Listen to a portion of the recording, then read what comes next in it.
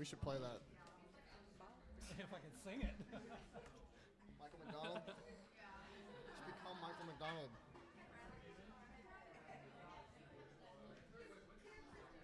Well, good morning, Unity of Music City, and welcome to everybody. On behalf of Reverend Deb Moore, I'm Ryan Gill. This is the Sanctuary Band. That's Jackie Jackson and Mary Grace. So we're going to start off this morning by singing a couple of songs back to back, get our blood flowing, get our minds centered on having a great service this morning. So let's start off by singing the first song that we've been singing every Sunday for this month of Thanksgiving. We are blessed to have, We are blessed, we are thankful. Let's all stand.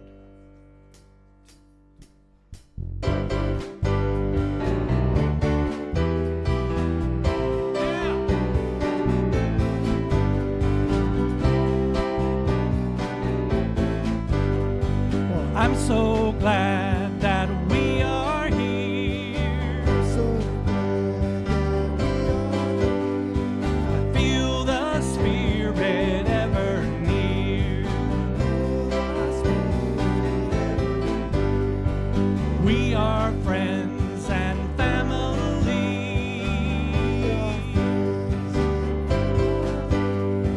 singing praises joyfully.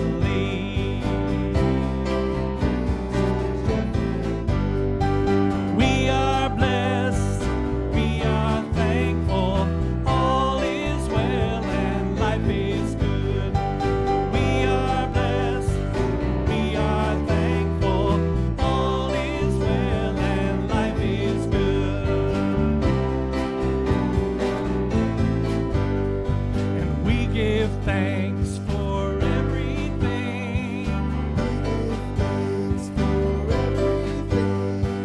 Countless blessings Spirit brings. And celebrate our unity, Music City, as we live in harmony.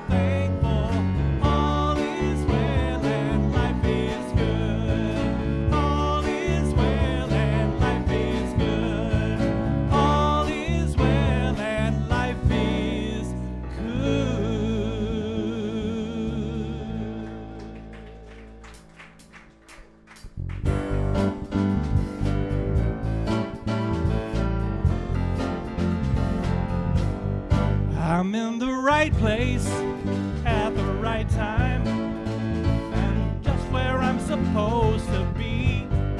I'm in the right place at the right time, and my soul is flying free.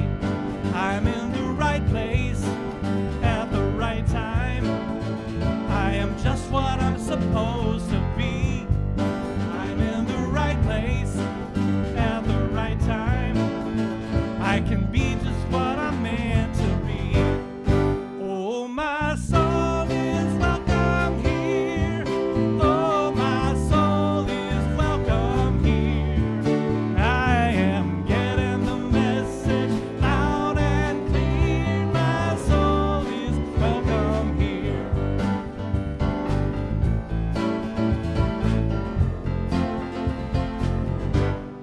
I'm in the right place at the right time. I am just where I'm supposed to be. I'm in the right place at the right time, and my soul is flying free. I'm in the right place at the right time. I am just what I'm supposed to be.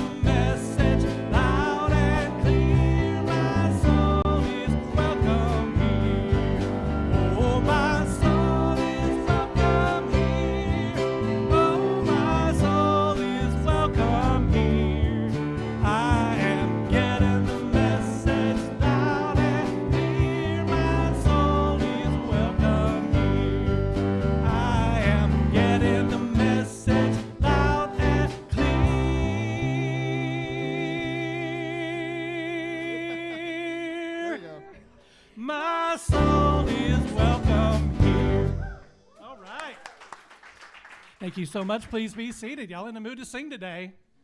All right, and if we have any youths,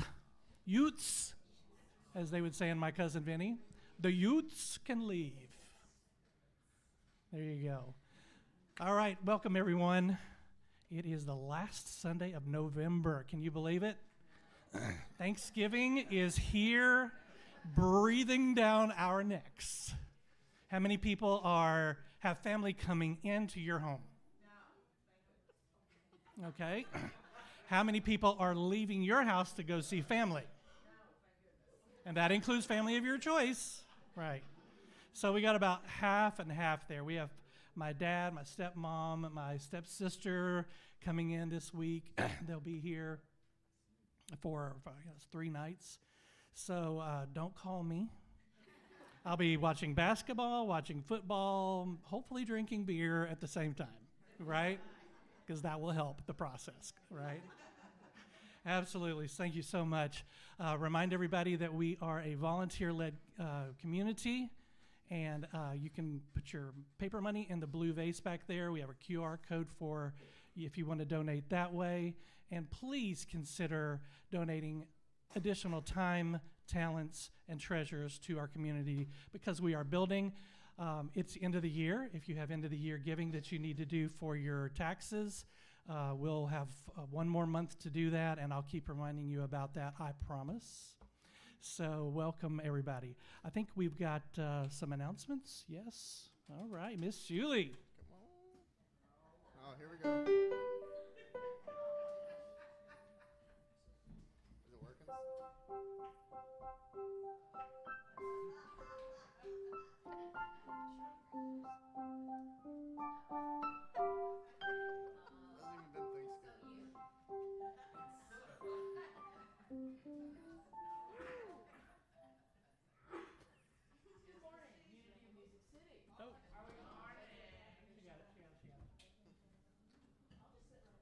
Right now. All right. Things are a little hooked up there. Anyway, thank you, Susan. You're so quick. I don't know what to do with this. All right. Talk about this in a minute, but I did something I was not proud of this week, y'all. I know. I left my bird of paradise plant out in the cold, but no, it's all good. She's fine. She's fine. So that's my confession.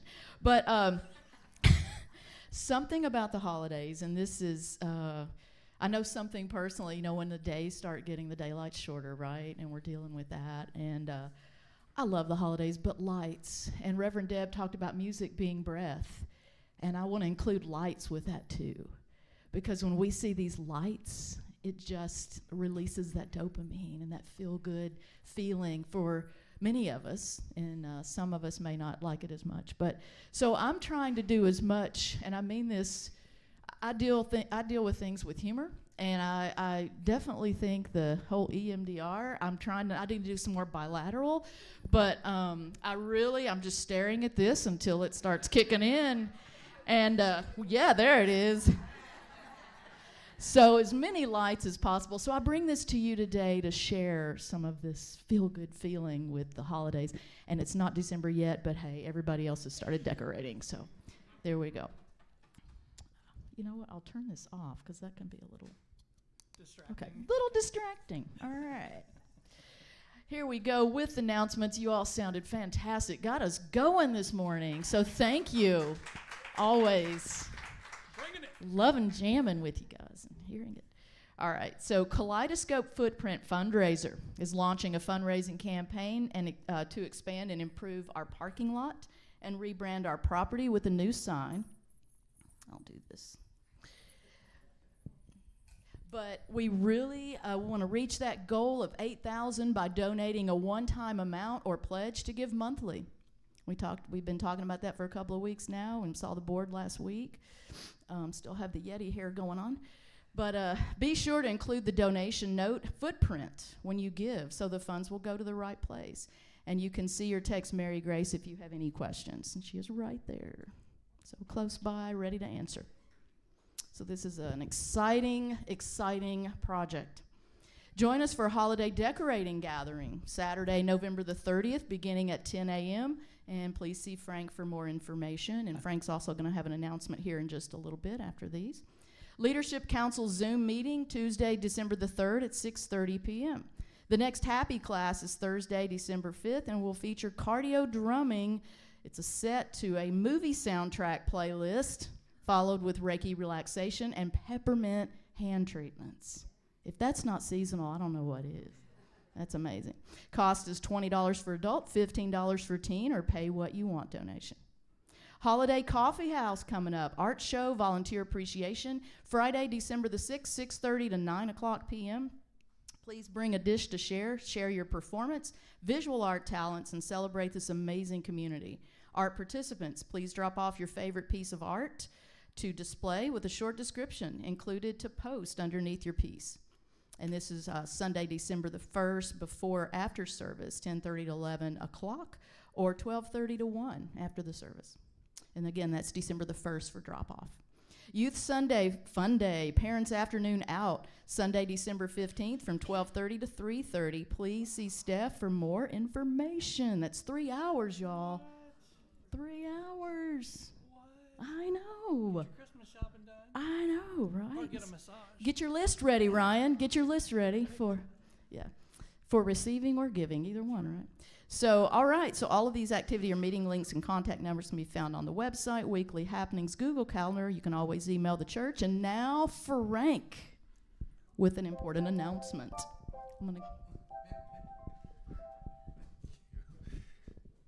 I just wanted to tell you, in the past, the way that we've decorated the church for the holidays has been impromptu, and people have come in and decorated. And this year, we decided just to kind of open it up and actually make it an event. So if you want to come, if you've been a little bit familied out, you can come on Saturday and you can bring your kiddos. You can bring things if you want to help decorate the church. And we are going to have a Christmas tree out there like we had last year. And if you want to bring an ornament for that as well, either Saturday or when you come into church on Sunday. So I hope, you guys can come and have some community on Saturday. Is it BYOW? Bring your own wine? No, it's during the day. I think it's a little too early. It's at 10 a.m. Thank you.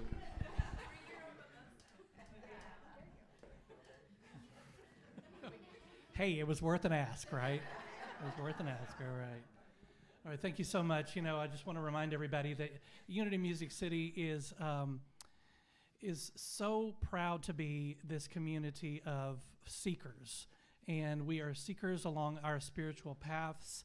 And it's so great to see everybody come together as a community and all of the things that we do for each other and for our greater community at large. So I'm just so grateful for that at this time of the year, that we have this community that we can be together in and do fun things and follow a spiritual path. So thank you so much. Let's sing our monthly mantra for the last time, at least this year. We are blessed to have one another, and that talks about this community that we're talking about. Please stand and let's sing it.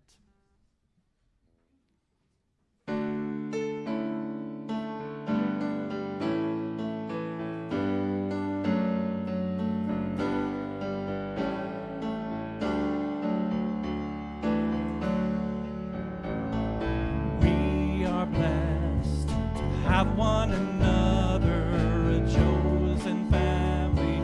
Together we stand. We are blessed to be sister and brother. We are blessed.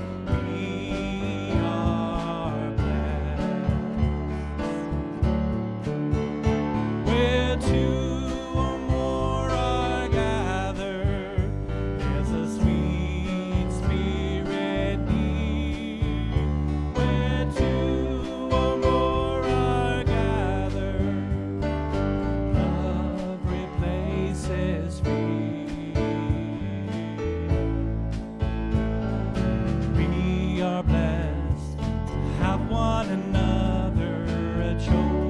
Family, together we stand. We are blessed to be sister and brother. We are blessed. We are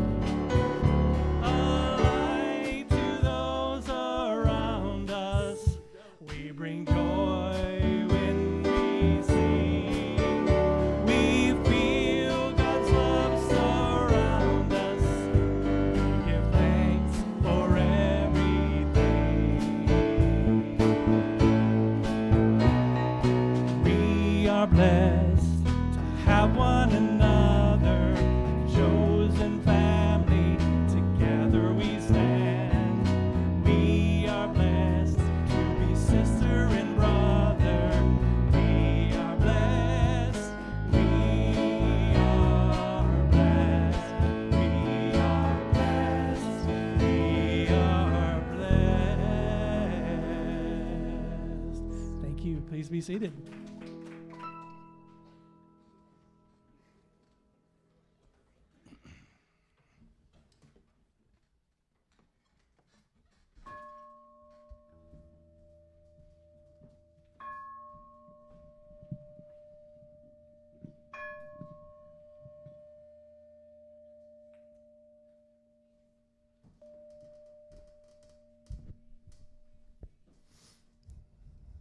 The only reason I read the centering statement is just so I get to do that. Yeah. All right. Good morning, Unity of Music City. Let's begin this portion of our service by taking a deep centering breath.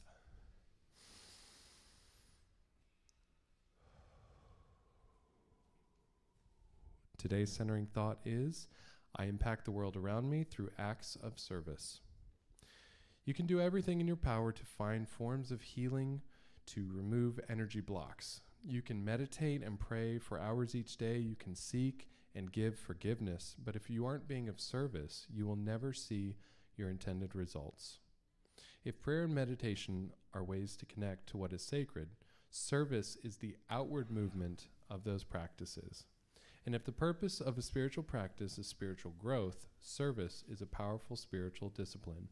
No one who commits themselves to service remains unchanged by the experience. The most impactful work you can do is the simple act of service. When we serve, we become more compassionate, more sensitive, more understanding, and more aware. When we serve, we experience what love can do. We are being of service each time we give of whatever has been given, as long as we do it with love. Being of service is doing it with the right attitude, means that what you do in some way elevates the people around you. We are being of service each time we send out a current of caring in whatever form we can. Take a few minutes this week to look inside at how you are being of service to your inner circle, your spiritual community, and the world at large. Through contemplation, an open mind, and a giving heart, Spirit will guide you in what is yours to do. And now, please repeat these affirming statements after me. I find joy, enrichment, and satisfaction in service to others and the world around me. I find joy, enrichment, and satisfaction in service to others and the world around me. I strengthen my spiritual path by serving others and the world around me. I strengthen my spiritual path by serving others and the world around me. Service to others is a manifestation of my love and my pathway to peace. Service to others is a manifestation of my love and my pathway to peace. And so it is. And so it is. Good morning, everyone. So things are a little different because normally we would be doing a meditation right here, but we're going to shift it up a little bit. You'll survive.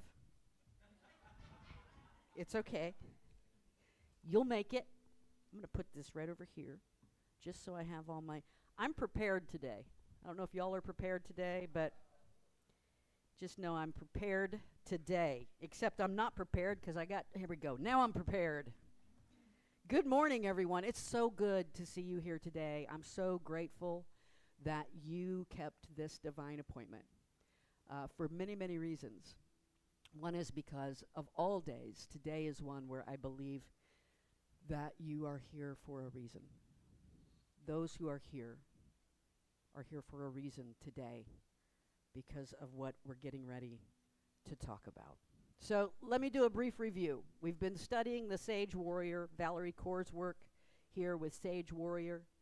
And we started with the idea of waking to oneness, becoming aware of the oneness that we are part of in the world.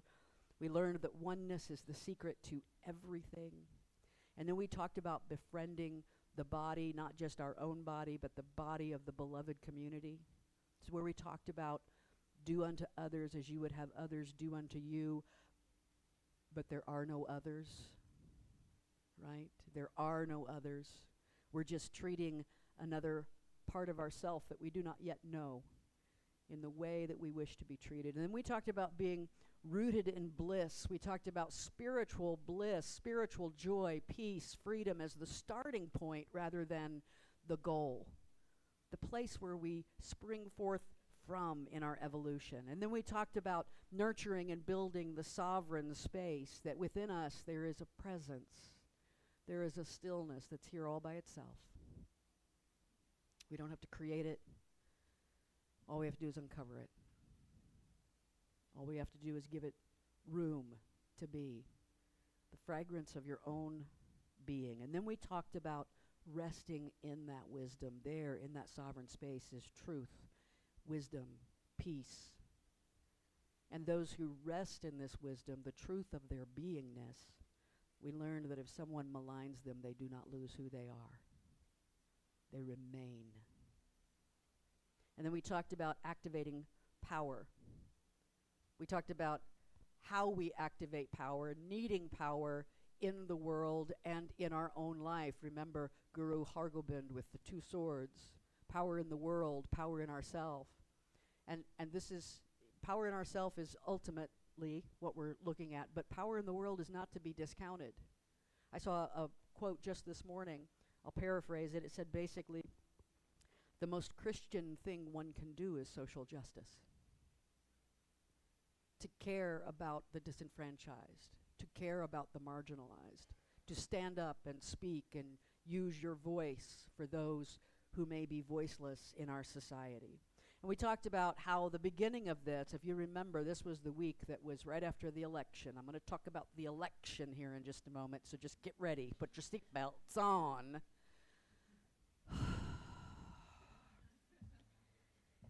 We are a 501c3. We are a 501c3. Okay. All right. We talked about activating power and how one way to do that is to just remember to be where our feet are and love the person in front of us. It's all we can do. It's all we can do. And then last week we talked about harnessing rage.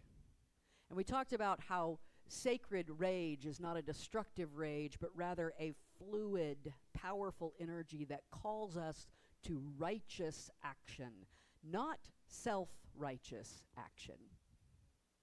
Calls us to righteous action. Well, how do we know? Self-righteous people don't think of themselves as self-righteous. They just think of themselves as righteous, right?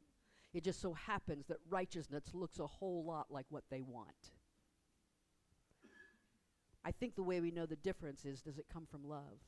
Does it come from compassion? Does it serve others? Right? Does it build inclusion, equality, acceptance? That's righteousness. And then we learned what has become like a mantra for me, this paraphrase of Ram Dass's teaching that said, whether this is the first day of the apocalypse or the first day of the golden age, the work remains the same, to love each other and ease as much suffering as possible. To love each other. And let me tell you, no matter what happens in my life, when things are good, when things are bad, if I can remember this, that's still my job every single day. No matter what happened at the election, that was my job the next day.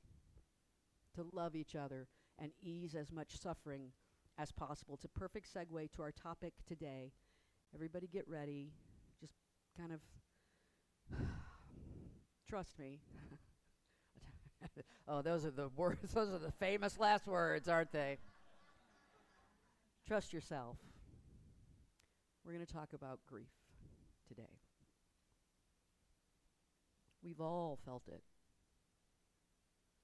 It feels a little bit like this picture. It can feel solitary and painful. It can feel like a barren wasteland that we inhabit, that we endure alone. But we're going to change this picture hopefully a little bit today before we're done here. We grieve a lot of things. And of course, most of us, probably all of us, know the grief associated with losing someone to death. I know that in spiritual circles, it is common to use euphemisms for death. Because on a spiritual level, we don't see this as an end. We talk about a transition. We talk about merging into oneness. We talk about passing on, right?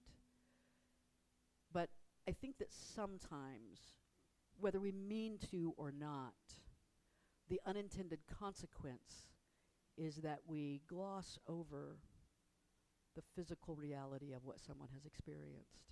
And in this material world, our material experience is lost to death, right? And so we know that grief, but we know other griefs as well. Many people in our nation are grieving right now. Now, let me just tell you this. I'm never going to make the mistake of believing that everyone in our little clutch voted the same way. I've believed that before and been sorely mistaken, right? And it's not important. It's really not important. But here's what I do know. What I do know, regardless of where you are on a political spectrum, I know that there's a significant portion of our population that is grieving right now. They're not just sad about a loss. They're grieving, right? They're feeling a kind of grief. When I was growing up, I learned about a nation that I've had to accept as I get older doesn't exist, right? And I've had to grieve my old ideas of what I thought our nation was. I've had to let go of. Grief is ultimately the letting go of our own expectations. I've had to grieve the loss of a national future I thought I could see in front of me. Right? I've had to grieve the loss of I've had to grieve the loss for me as a lesbian. I've had to grieve the loss of a sense of security, a layer of security that I assumed before. Security is a dangerous thing, and it's in a spiritual evolution. There's a lot of things. Every generation goes through it. Every generation has to grieve the loss of their idea of the good old days. Because change happens. I'm listening to a podcast right now called the British History Podcast. Because when all else fails, listen to how the barbarians used to kill each other. It makes us feel better about ourselves, really. I'm serious. It's like, it's not so bad. Guess what? Kings have come and gone. And come and gone and come and gone. And been beheaded, and well, we're not going to go there, but anyway. So this is a common grief. We're constantly letting go of the world that we thought we knew. And we grieve the loss of relationships. One of the very first talks I gave, it was during the pandemic, when I started stepping into this role, one of the first talks I gave was around the loss of my relationship with my little sister Donna. And I'm still grieving that, right? And it was a heart-wrenching talk to give because I was still in the place, and I got to tell you, this timing has been perfect. I know there were some folks who really wanted to talk about grief right after the election, but honestly, I think there's another step to the 5 stages of grief, and one of them is shock, right? And that's not denial. Denial's the first stage of grief, but I think that there's a stage of shock. I'm not in denial. I know what's happened. I just can't flip and believe it, right? And so we were kind of there, and now we move into a place, if we're grieving what's going on in our nation or what's going on in our world. There's always something in our world to grieve. What's going on in Israel, what's going on in Ukraine, what's going on in, poverty-stricken coal mine towns in West Virginia. There's always something that we can grieve. So this is a perfect time to talk about this, and it's also perfect heading into the holidays. Now, I'm going to be out of town this week. I'll be back on Sunday, but I had to start preparing 2 talks. I had to prepare for today, and I had to prepare for next week, and so you're going to get a little bit of spoiler alert here, because next week the topic is courage. And so I began to think about these topics together, and the idea that right in the middle of them was Thanksgiving. And I began to think of them like a 3-legged stool. I love the metaphor of a 3-legged stool. I use it with my students all the time because a 3-legged stool will stand. I tell them when they're trying to come up with points for their paper, right? A 2-legged stool won't stand up, may not be enough. A 1-legged stool, forget it. 3-legged stool will stand. And so I began to see these things as parts of a 3-legged stool. I began to see, I wanted to go forward, didn't I? I began to see that grief was one of the legs of this stool, and courage is one of the legs of this stool, and right in between them is gratitude. Grief and gratitude and courage. And what are they holding up? A peaceful heart. That's what we're all after, isn't it? A peaceful heart. And equal parts, grief, gratitude, and courage are what bring us to that reality. We can't forego any one of these. We cannot forego grief. We are human. We will grieve. So we're following the 10 living and 1 book guru of the Sikh tradition. And so we're on the 8th guru, and the 8th guru was Guru Harkrishan. Became guru at the age of 5, and he died just before his 8th birthday. He had been summoned to Delhi by the emperor, and Delhi was experiencing a plague of smallpox and cholera. And so he contracted smallpox, and he died. The emperor's home where he was staying is now the Bangla Sahib, which is a Sikh Gurdwara in Delhi, which is the one that I've been to. And so he lived this very short life, and the people around him grieved deeply the loss of their guru. And I want to use this life and the work of Valerie Kaur to have us think about 3 ideas around grief. You may not agree with these, but they're the ideas that I've come to in this study. Here's the first one. Grief never ends. You don't overcome grief. You move into new stages of it, right? Those 5 stages, maybe the 6th one was shock, denial, anger, bargaining, depression, acceptance, the work of Elizabeth Kubler-Ross. I know some people, some people don't see those as playing out exactly that way. They don't necessarily play out in order. You can come bouncing back and forth into all these stages at any given point. But here's the thing. Once you've lost, you've lost. My father passed away in 2013. For the rest of my life, my father will be gone from this earth. He's not coming back. Right? Maybe he is, and like a puppy dog that I'll go get at the pound and whatever. That would be nice to think. But the truth is, as my father, he's not coming back. And so I will always be, for the rest of my life, a fatherless child. Right? I will always be someone who doesn't have a father here. So it doesn't end. It doesn't end. Valerie Kaur writes that grieving is a kind of transition. A process, I love that, a kind of transition, because we're usually grieving someone who we say has made a transition, right? Oh, they've made their transition. We're going to have a memorial service. We're going to go grieve them. We're the ones in transition. They're done transitioning. Ain't no transitioning going. They're in oneness. We're the ones in transition. Grieving is a kind of transition, a process of drawing the one we love within us until there comes a moment when we can hear their voice or feel their touch or access their love inside us. The transition is long and painful and nonlinear.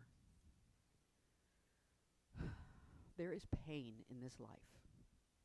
There is pain in this life. And it sometimes feels like a long journey. I think that nonlinear part is especially important for those of us in the Western culture. Eastern cultures tend to more naturally understand this holistic process of things unfolding and flowering like a lotus, right? We want things to have a beginning and have an end and tell us the steps in the middle, and we want to be done with it. And it just doesn't work that way. It just doesn't work that way.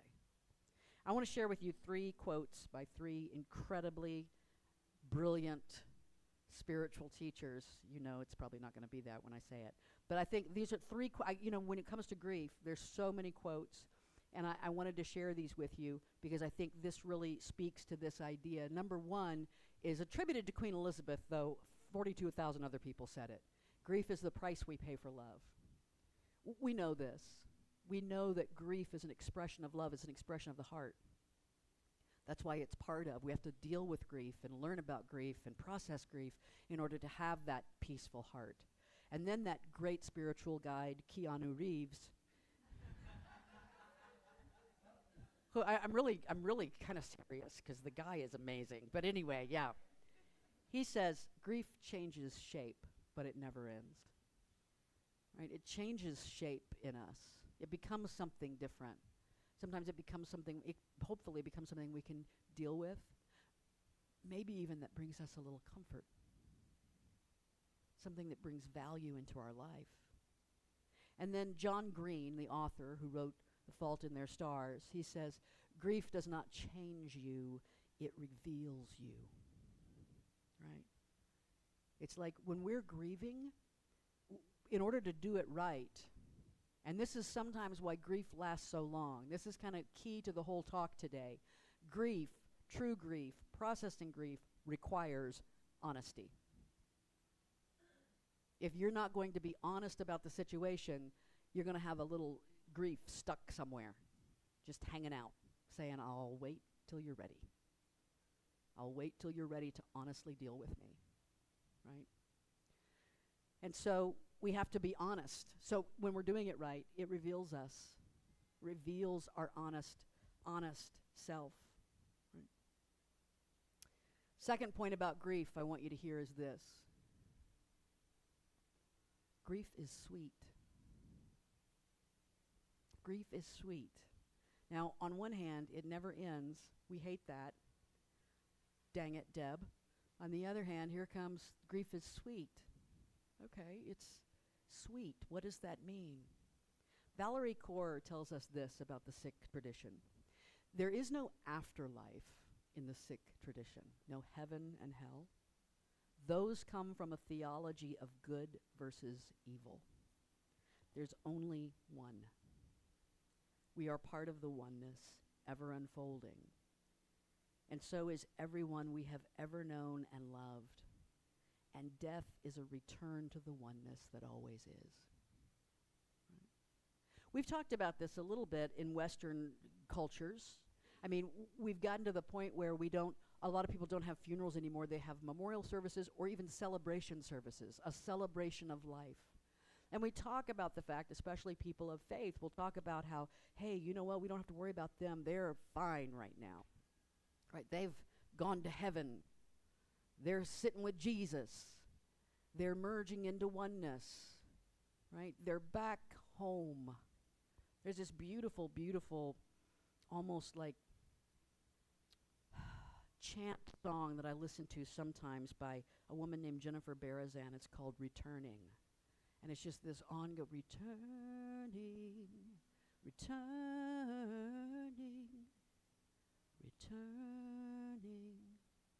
to the mother of us all.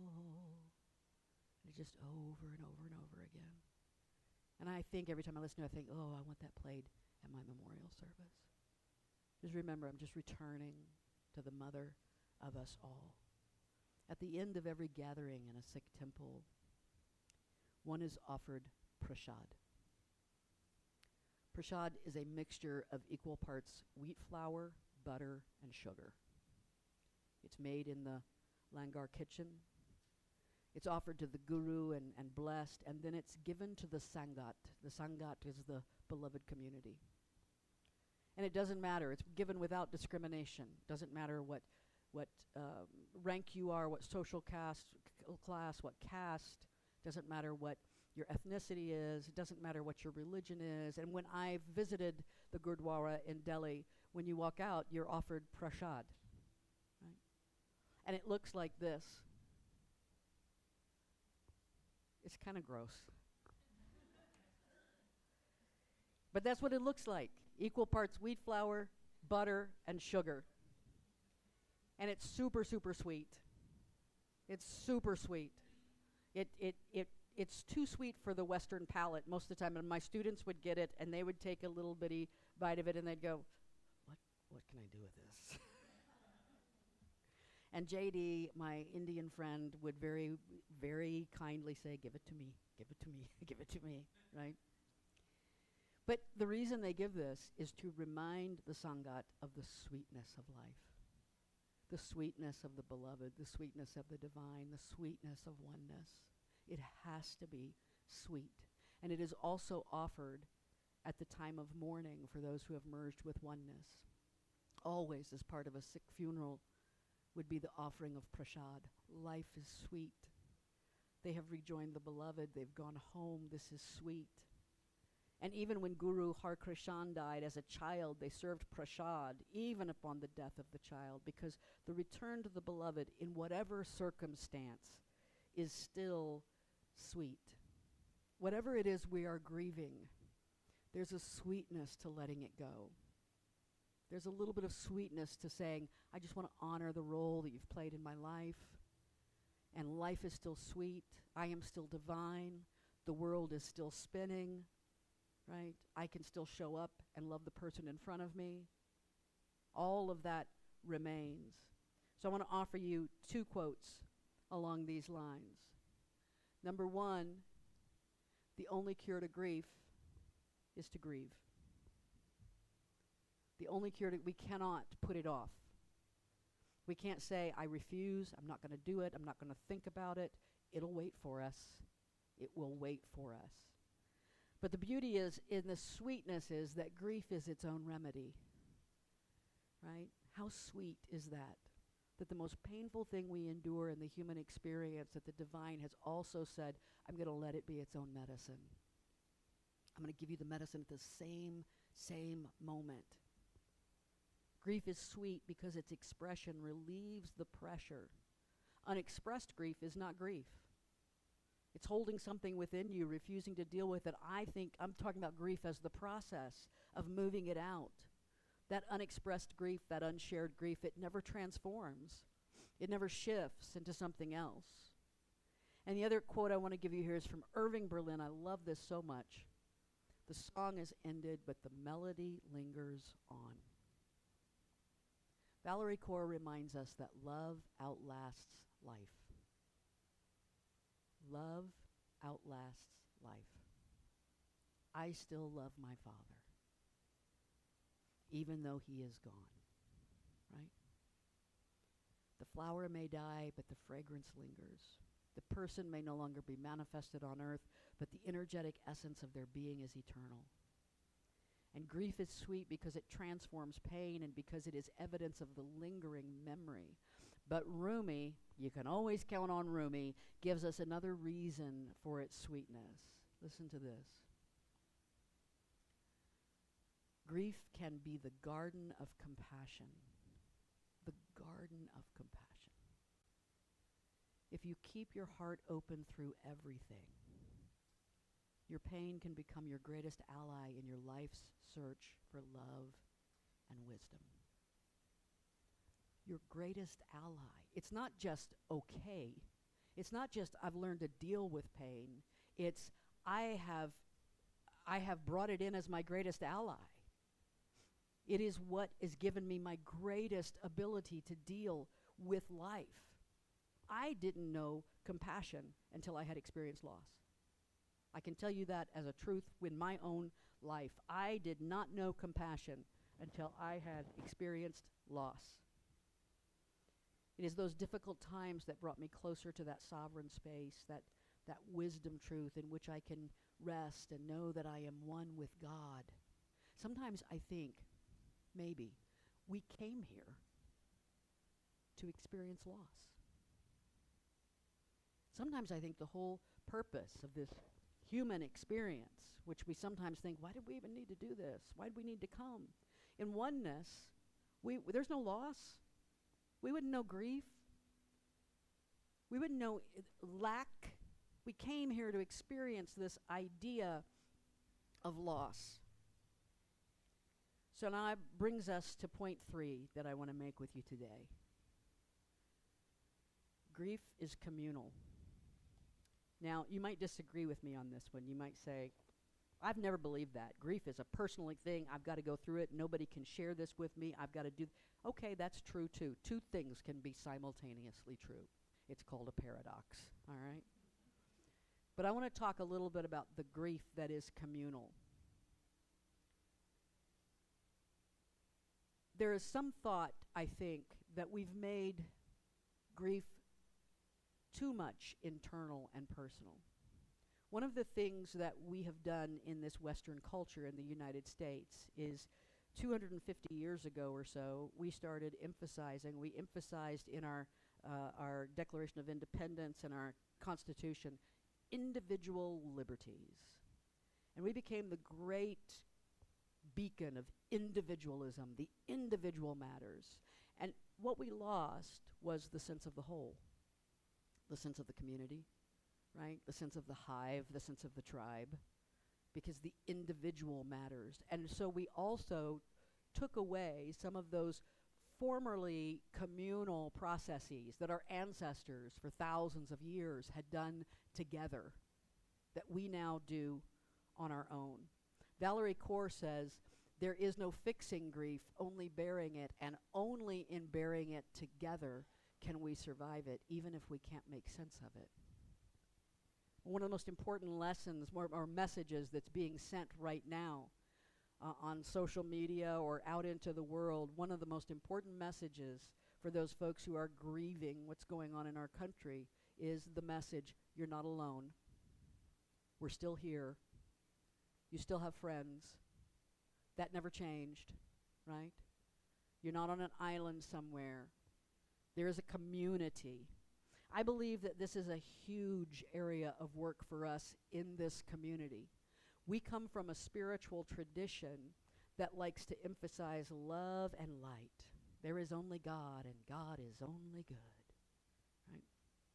And because of that, we have made pain and grief and struggle feel like failure. We've made it feel like failure. I had to lose something to have compassion. Because when I was 25 years old and I would hear people talking about grief and pain, I'd be like, oh no, I just want to talk about love and light all the time. Affirm that 1,000 times, see what you get. Because I knew everything when I was 25, right? And because I hadn't experienced loss, and I didn't know that life could be painful, and I didn't know that this was heading for me. It's coming for me, right? Grief and pain and struggle are not failure. They are part of this life experience that you cannot avoid. And in fact, spoiler alert for next week, they take great courage. It takes great courage to deal honestly with the grief and the pain and the struggle in your life. No one is immune from this. There's no secret you can learn to save you from this. You can't say a certain mantra. You can't hold your tongue a certain way. You can't go to the right, whatever, what are those things called? Those where you sit in a hut and there's smoke and there's like, it's native, sweat lodge. That's what I'm talking about. Thank you. You can't go to the right sweat lodge. You can't, and just be cleansed and it's fine. I'm just this peaceful guru for the rest of my life. You are going to go through it. And I'm going to tell you right here, you have to do it honestly. And that's why I'm going to tell you that I, as this person who's a spiritual teacher, I have lost my sister. And I don't know what to do about it. I have no idea what to do about it. I continue to feel the loss and the grief. I continue to lament what has been taken away. All I do know is that part of my work is to stand here and be honest about it. Be honest about the fact that I don't know. I don't know if we can fix it in this lifetime. I don't know if there's something that I can do if I'm just big enough to do it. I don't know if there's something that she could do if she's just big enough to do it. I have no idea. I keep showing up to try to hear what the lesson is for me. If I try to come to you as some kind of guru who has it all figured out, the only thing I accomplish is I throw obstacles up for your evolution and obstacles up for mine. So what I can only do is come to you and say, I have no idea. But I'm in grief. And I'm in pain. In the Celtic world, in the pre-20th century, there was a practice called keening. It was the practice of wailing and moaning and allowing grief to come out in sound. There were women who were professional keeners. And they would show up to funerals. Didn't matter if they knew the person or not. Didn't matter. Grief was a communal thing. And they would help people process their grief through these mournful songs. You know, sometimes we have to get permission to wail. It's one of the hardest things in the world for people in the Western world to just let out a primal scream. To just let out the mourning and the moaning and the wailing. When my grandfather died, I believe I was 7 years old. And they were all from East Tennessee, about as close to the Celtic world as you can get in the modern world. And I remember my grandfather laying there in the casket, and one of my aunts threw herself across his body and wailed with a wail that sounded like an animal. It was nothing I'd ever heard from a human being. As 7 years old, I, of course, was like, oh God, what's going on, right? But it stayed with me all of my life that my aunt was keening. My aunt was moving this grief out through her body with sound. Valerie Kaur tells us that you don't have to know people in order to grieve with them. You grieve with them in order to know them. Because that's where we see their most honest self. Their most honest, true representation of what their experience is. So we're going to do a practice. I'm going to ask the band to come back up here. I'm going to light this candle. We light white candles in our spiritual community. And I'm going to light this white candle on behalf of my sister and our nation and anyone that you might have in your heart and mind right now.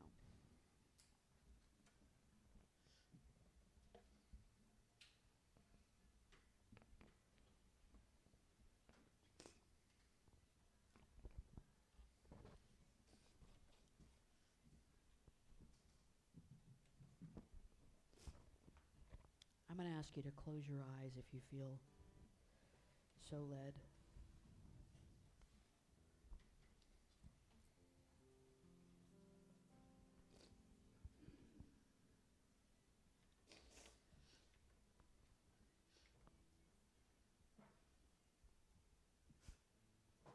Settle in your seat.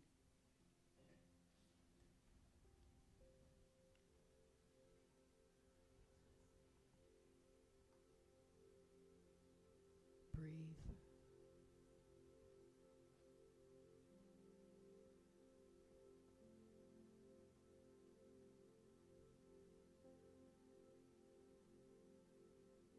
Where does grief live in your body?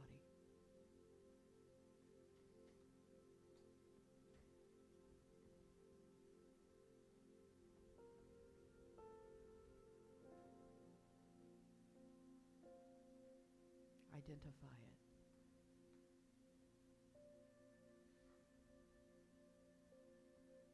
Tell it that it does not need to hide.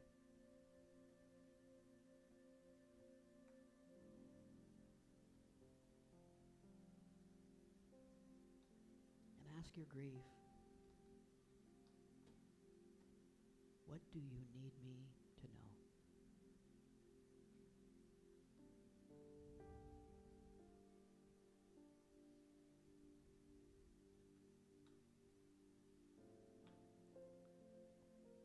What do you have to teach me?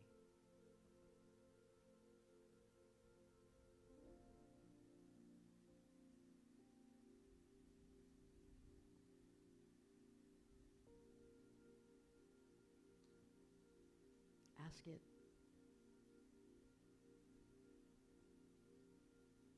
how would you like to transform?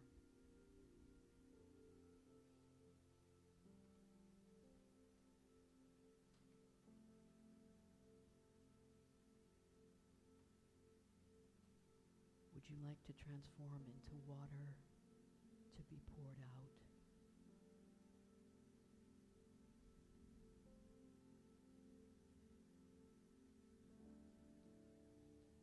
Would you like to transform into earth that can be rested upon?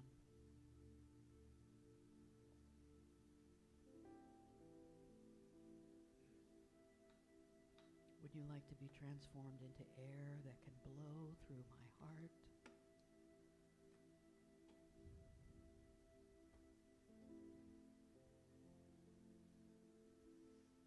Would you like to transform into fire that can rise on the flames to the heavens?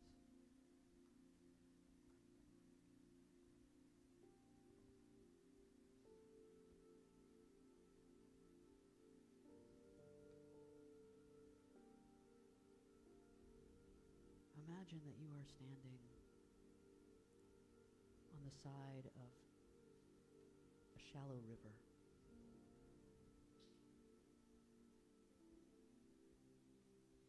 And on the other side is the person you have lost.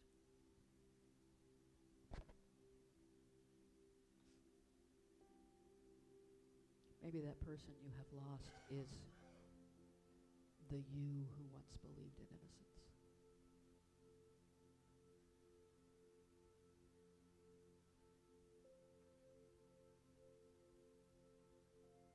Maybe it's someone still living, or maybe it's someone who has passed on. But you see them on the other side, and they smile, they wave at you. You begin to walk into the river, and they begin to walk from their side. You could feel the coolness of the water.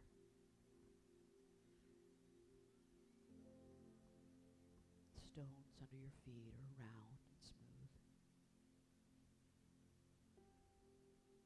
You move to the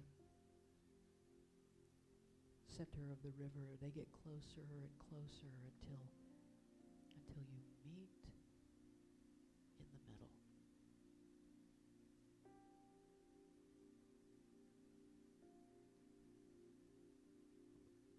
You look into their eyes and ask that one, is there something you need me to know?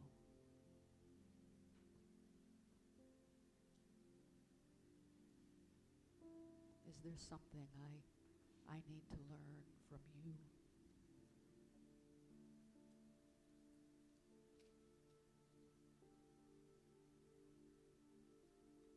And then listen.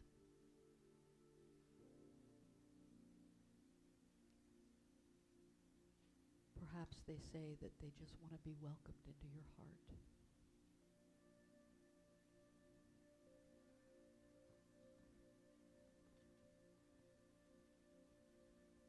Maybe they want to be freed.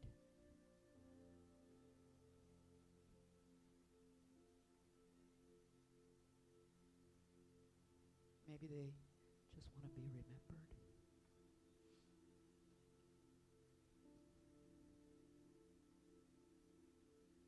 The river you stand in is love. The loss you feel, the pain you carry, the grief that won't seem to leave you alone, they all belong to this river.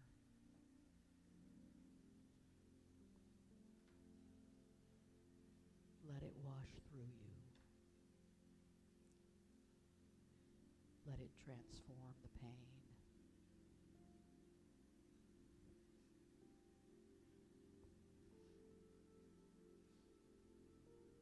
Now imagine the person you met in the river dissolving into specks of light. They swirl through the air and they land on and become part of the trees and the water and the stones and you.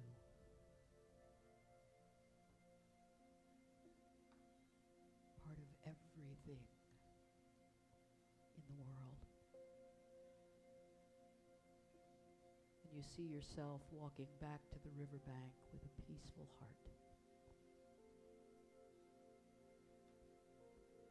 Your grief still lives, but it lives in a peaceful heart. And when it rises up within you, you will have the courage to give voice to your pain, to transform it through sound by speaking your honest truth to someone in your beloved community.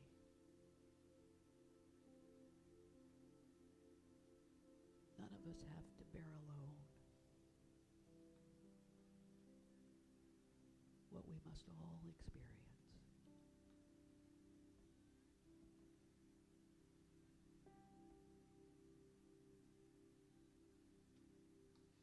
Everyone we've ever known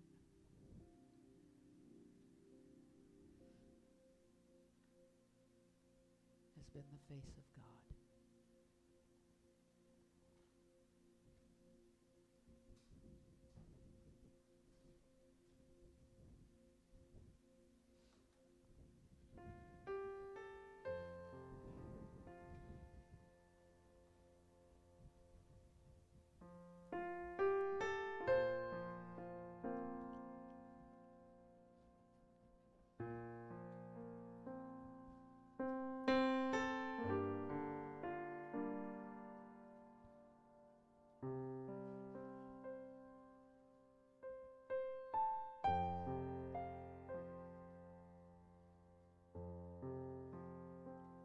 You are the face of God. I hold you in my heart. You are a part of me.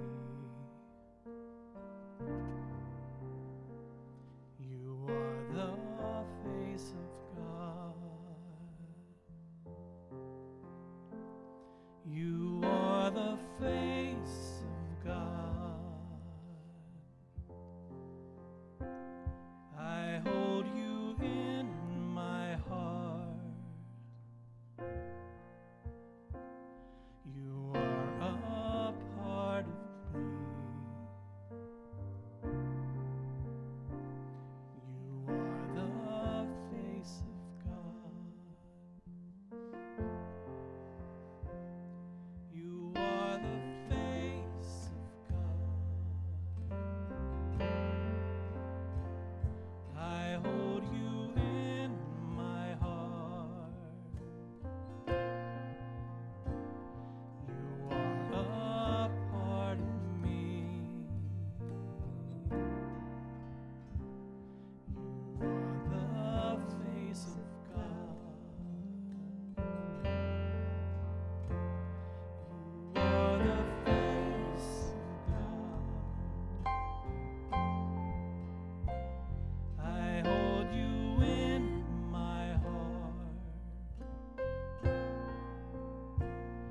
You are a part of me. You are the face of God. You are the face of love. I hold you in my heart. You are my family. You are the face of love.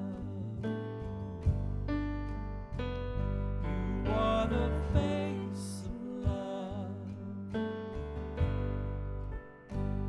I hold you in my heart.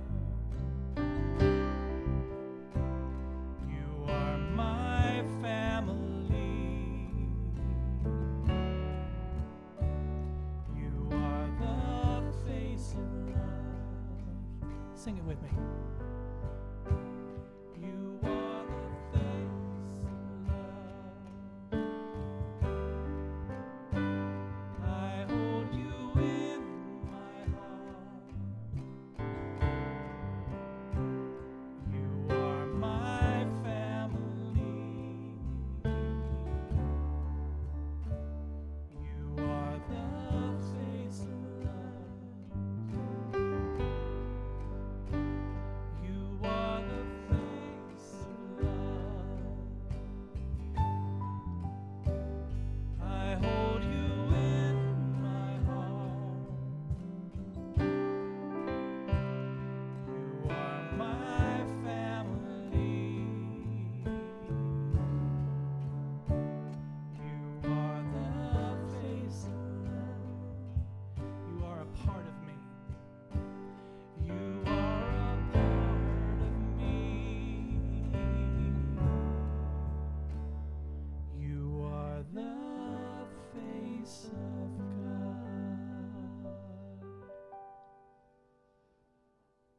That was beautiful.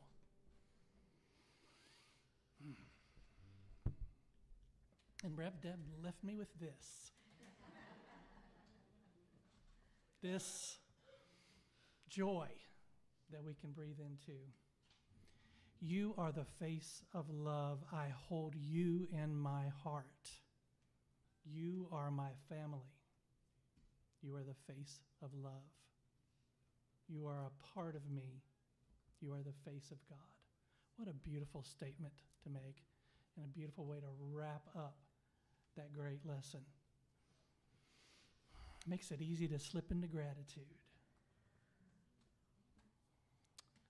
I encourage everybody to go through the week ahead of us with gratitude right here, right there at the front of your mind. When you're dealing with family, when you're dealing with crazy shoppers at Kroger and Walmart, remember your gratitude for everything that you have, because when you approach things from the point of gratitude, life is better, good, great. I'm not saying it won't take a little time to get there, but you'll get there when you start with gratitude. Does anybody have anything that they're grateful for from the week that was, everything leading up to this week? Marcia? I'm grateful for friends that feel comfortable in asking me for help. Oh. I'm grateful that you were okay to admit that. Grateful for friends. Yeah, you know, some people have a hard time asking for help, and when you're a good friend, you make it easy. Can make it easy. Yeah. Don't be afraid to ask for help. Crystal? I'm grateful that my coworker who was in a really bad accident leaving work Friday night is okay. Yeah. Not one of my favorite people on the planet, but Doesn't matter. Don't want harm to come to him. Right. He walked away from a really bad accident. Right. Grateful for health and healing. Yes.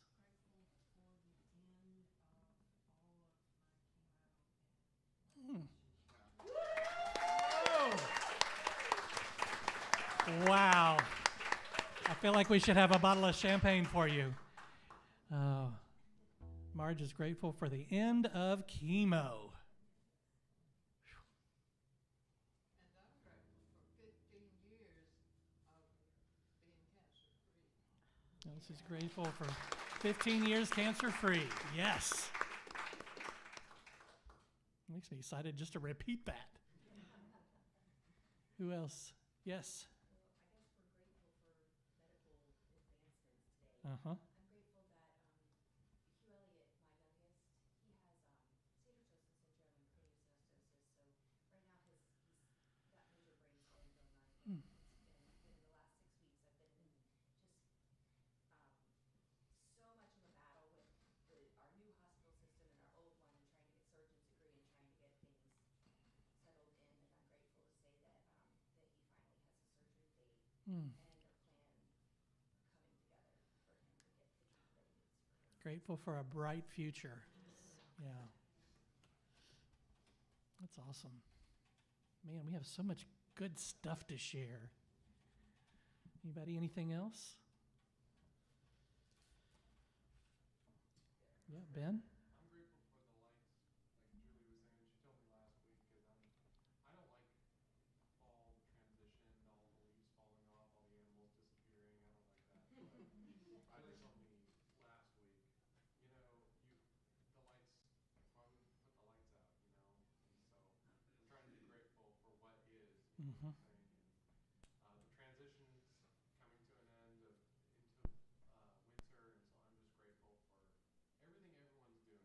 I got to drive by Opryland Hotel, Mm-hmm. and you want to talk about festive. Oh my God. Yeah. I was just like, I'm grateful for you, you big corporation, because you're putting up the lights that I needed to. Grateful for holiday lights. Well, next Sunday when you come in, we'll have a few of our own. Julie? I'm going to bounce off of them, and I'm grateful for the energy to be able to do things and share. But I'm also, this is another thing to do, Ben and everyone. You know, Cheekwood has their lights. Yeah.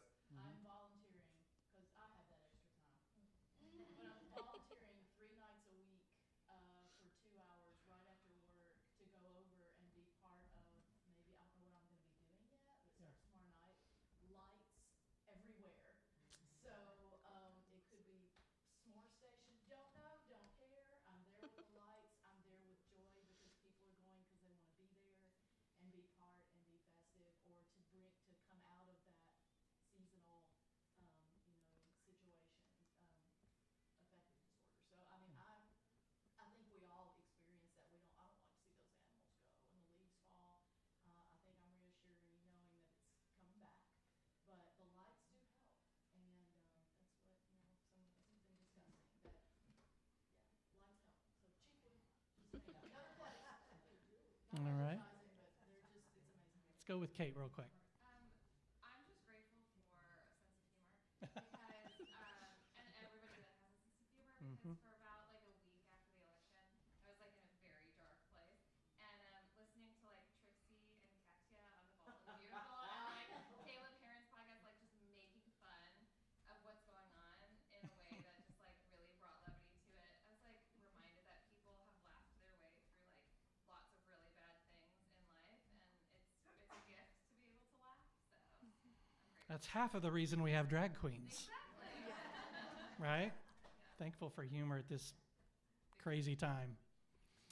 Who else? Oh, yeah, Peggy.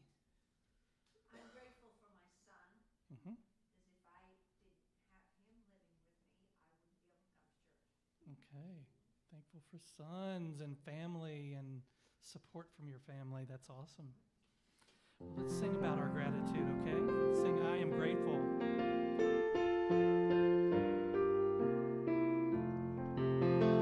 I am grateful for another day of living. Grateful for a new chance to forgive. Grateful to receive life's many blessings. And I'm grateful for the love I have to give. I am grateful for another day of living. Grateful for a new chance to forgive. Grateful to receive life's many blessings. And I'm grateful for the love I have to give. Yes, I'm grateful for the love I have to give. All right. Let's all stand up and get prepared to leave here. I want to remind everybody about Saturday, decorating for Christmas. Come and just hang out and fellowship and there's some cake for Susan. oh, it's a happy birthday cake for Susan, y'all. Let them have cake. I've always wanted to say that. All right, check the what's happening for everything that's coming up throughout the week. And that comes out, I think, on Tuesday. And let's all say the prayer for protection as we prepare to leave here. The light of God surrounds us. The love of God enfolds us. The power of God protects us. The presence of God watches over us. Wherever we are, God is, and all is.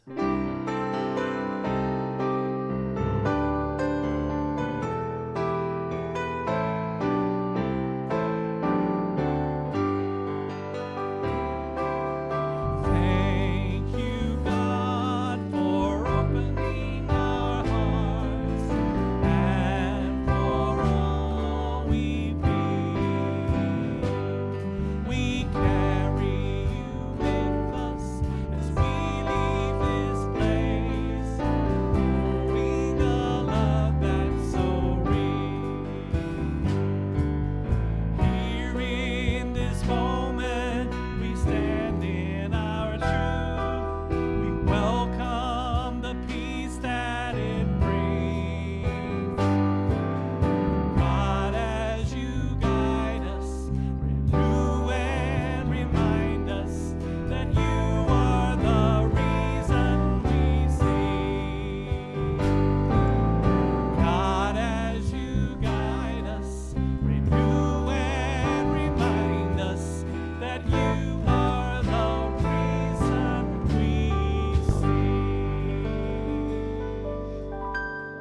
Thank you, everyone. We appreciate you being here. Have a great Thanksgiving week.